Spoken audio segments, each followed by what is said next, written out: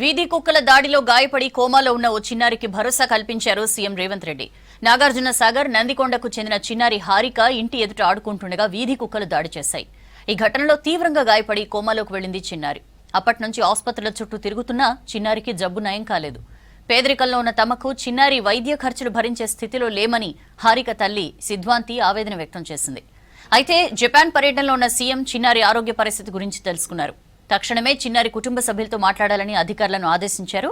CM ఆదేశాలతో చిన్నారి తాత కొమ్ము రామదాస్తో దగ్గరకు వెళ్లి హారికకు మెరుగైన వైద్యం అందిస్తామని హామీ ఇచ్చారు అధికారులు.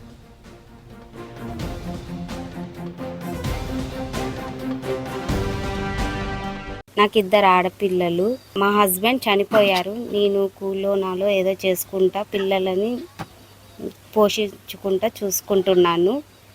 ఈ మధ్యలో మా పాప కుక్క కరిచింది. కుక్క కరవడం వల్ల తను కోమలోకి వెళ్ళింది. హాస్పిటల్కి వెళ్ళాము. ట్రీట్మెంట్ మొత్తం అయిపోయింది. ఇంటికి తీసుకొని వచ్చాం. 15 లక్షల దాకా మాకు అప్పులు అయినాయి. అక్కడిక్కడ అప్పు చేసి మరి మాకు ట్రీట్మెంట్ ఇప్పుడు మాకు అంత స్తోమత లేదు, పెట్టుకునే అంత లేదు. ప్రభుత్వం ఆదుకోవాలని కోరుకుంటున్నాను.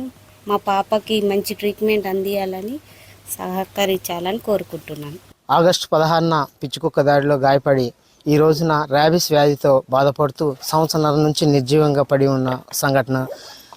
మేము ఆర్థికంగా హాస్పిటల్లో తిప్పినా సరైన చికిత్స దొరకక ఆ పాప సంవత్సరం నుంచి నిర్జీవంగా పడి ఉంది. ఈ రోజున కొన్ని లక్షల అప్పులతో మేము ఉన్న క్రమంలో ఎటువంటి చికిత్స చేయలేని పరిస్థితిలో ఉన్నాము. ఈ రోజున ముఖ్యమంత్రి గారి స్పందన చూసి మాకు కొంచెం ధైర్యం వచ్చింది. వారికి ధన్యవాదాలు తెలుపుకుంటా సూచనలతో ఈ రోజున అధికారులు మా దగ్గరికి రావడం జరిగింది. పాప గురించి విషయాలు అడిగి తెలుసుకోవడం జరిగింది. మమ్మల్ని ఎమ్మటే నిమ్స్కి తీసుకుని రమ్మని కబురు చేయటం జరిగింది సార్. రేపు వెళ్ళటం జరుగుతుంది. అట్లాగే మాకు ఆర్థికంగా దాతలు కూడా ముందుకు వచ్చి ఆదుకోవాల్సిన అవసరం ఉందని ఈ సందర్భంగా ఈ ఛానల్ ద్వారా మిమ్మల్ని వేడుకుంటున్నాను.